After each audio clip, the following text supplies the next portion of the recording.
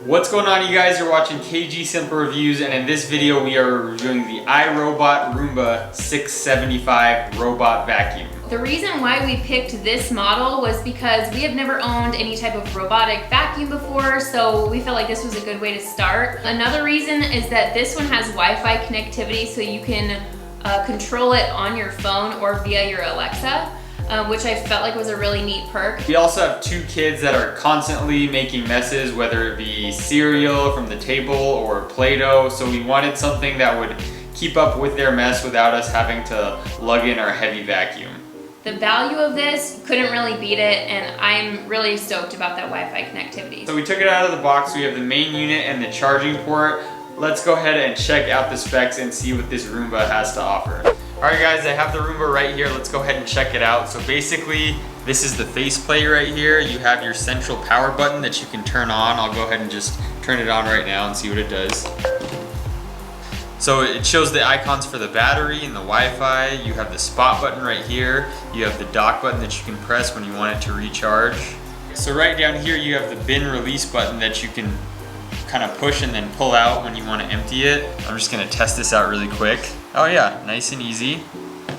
Just slide it back in and it locks. That's pretty easy. And there's a little handle right here that's really easy to grab if you want to carry your Roomba.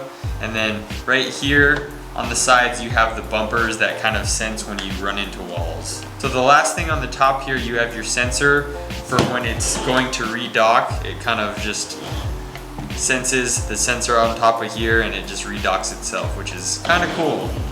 Alright, so I'll go ahead and turn this around and show you the bottom. Alright, so here's the bottom. Right here you have your dirt cup and your filter on the inside.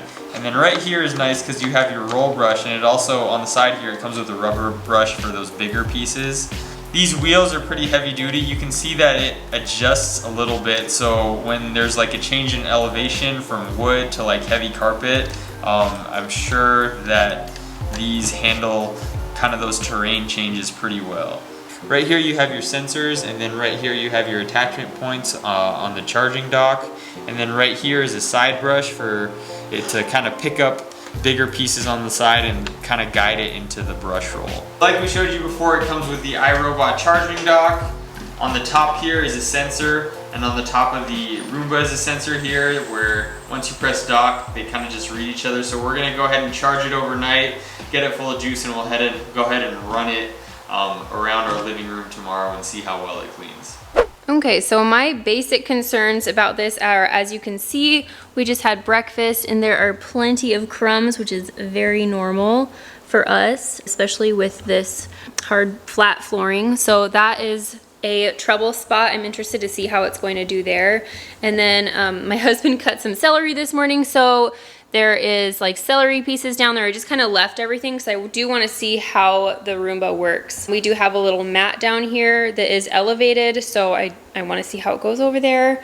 And then the other area that I would like to see is how well it goes over this rug. It's not a thick rug or anything, but I want to see how it transitions from this floor to this floor, and if it's still going to pick up crumbs on the rug after it's been on this flat floor. So we do have this little coffee table. I just want to see how well it goes around each item. We do have a few things over here. I'm just going to leave everything where it is and see what happens. So we went ahead and we set up the dock just right here in the middle of the living room, and we're gonna see how well it works if we just use it manually, not using any of the Wi-Fi settings, just really basic. We wanna see what it can do. So let's get started. I'm gonna go ahead and just start it manually. Right, I turned it on. I'm gonna press it one more time.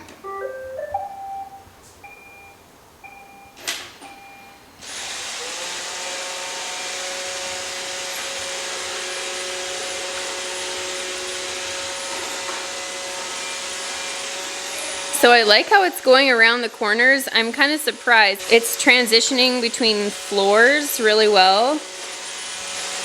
And it's supposed to be triggering when it sees dirty spots, so it's kind of avoiding the rug for now.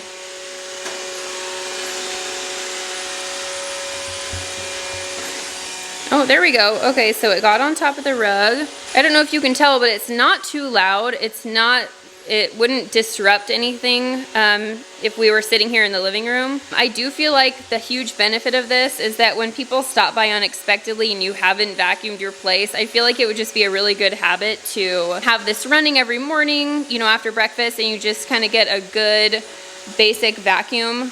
I feel like that would be perfect. Our biggest issues, especially in the corners of the house, it kind of accumulates dust bunnies and stuff like that. So I'm excited for it to take care of that. I'm really excited about how this is working so far.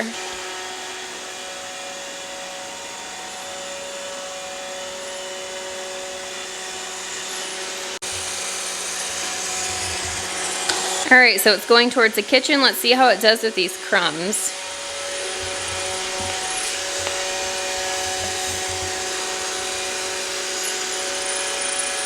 Wow.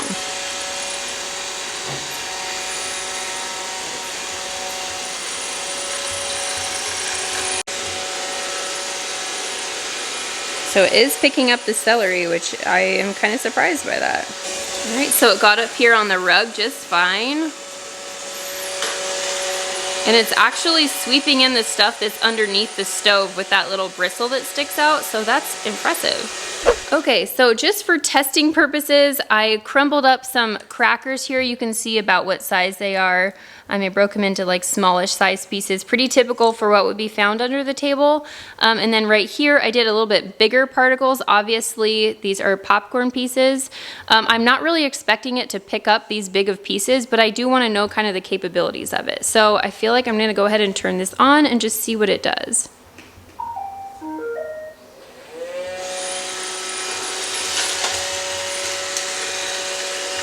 Wow. All right, doesn't seem to have a problem with the cracker crumbs.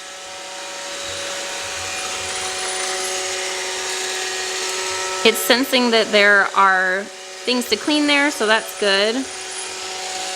Okay, so we tried it over a piece of the cracker crumbs. I didn't let it finish the whole cycle just because I want to test it out on the popcorn. So let's try this out. I'm gonna go ahead and press start.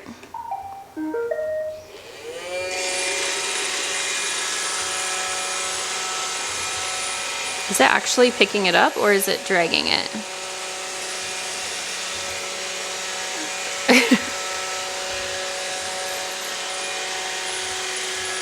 Okay, so it does not pick up bigger pieces like popcorn.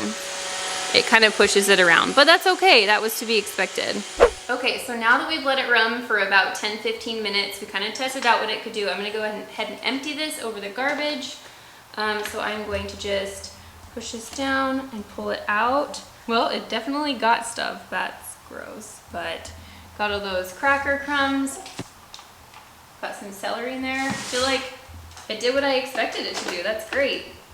Let's stick it back in. It was really easy to empty, which I'm happy about that. A feature that I really love about this one is that it has a 90-minute battery life, and it doesn't just run out of battery in the middle of the room. It will go back to the charging station after 90 minutes and recharge on its own, so you don't even have to think about it, which I think is so perfect. I feel like overall, for the value of this, I really like what it can do. I feel like overall the convenience of being able to just set it and forget it, I feel like that is what I'm all about. And I feel like definitely with the Wi-Fi features, that just takes it to the whole other level. So if you want to find out more information, I'm going to put a link in the description down below. Definitely go check it out. But I would definitely recommend this, especially if you hadn't had a robot vacuum before and you want to give it a try, but you want to do a little bit more budget-friendly option, I would definitely do this one. All right, so the last thing I want to try out is a docking feature, and I'm just going to press the button manually for it to go back to the dock.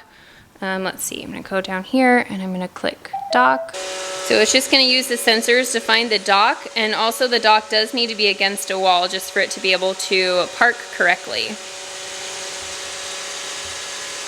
Hey, perfect, nice and easy. Again, for more information, definitely check out that link in the description down below, and thanks for watching. Bye.